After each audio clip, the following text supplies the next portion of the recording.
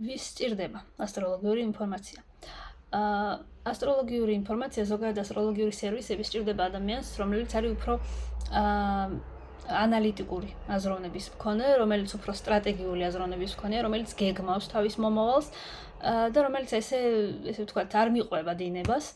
მაგალითად, თუ შენ გაინტერესებს კონკრეტულად რა პროფესიებით, რა მიმართულებებით გაქვს წარმატების მიღწევის უფრო მეტი შანსი, კონკრეტულად რას უნდა მიხვე, იმიტომ რომ შეიძლება ბევრი რამე გაინტერესებდეს, მაგრამ ყველაფერი ესე ვთქვათ, წარმატებას არ მოგიტანს. ზოგიერთი რაღაც არის ჰობი, რაღაც არის უფრო ისეთი გასაღები წარმატებისკენ. შესაბამისად, თუ გაინტერესებს, თუ ასევე გაინტერესებს ის, რომ საფრთხე კონკრეტულად რა მიმართულებით მაქვს, რას უნდა ვერიდო, პირადში რა სიტუაცია არის, რამდენად შემიძლია მე ეს ყველაფერი შევცვალო, როგორ შევცვალო, აი როდის ჯობს ქორწინება, როგორი არის ამ ადამიანთან შეთავსება, რა მელოდება ამ მიმართულებით, რომ რაღაცნაირად ეს მომავალი თუ არის შედარებით უფრო ნეგატიური რთული, რაიმენაირად შევცვალო. როგორმე დავგეგმო ისე სწორად, რომ უფრო მარტივი იყოს ჩემი ცხოვრება.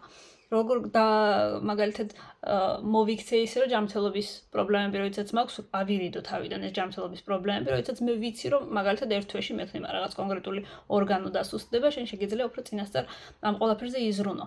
აი ესეთი ადამიანები, რომელსაც შეუძლია მიიღონ ნეგატიური ინფორმაცია, რთული ინფორმაცია და ეძებონ გზები.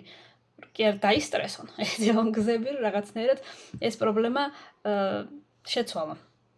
ესე ვთქვათ, მომავალი და შეამსუბუქონ კონკრეტული პრობლემები ცხოვრებაში, იგივენაირად თავიანთ შვილის ცხოვრებაში, საკუთარ ცხოვრებაში, ზოგადად.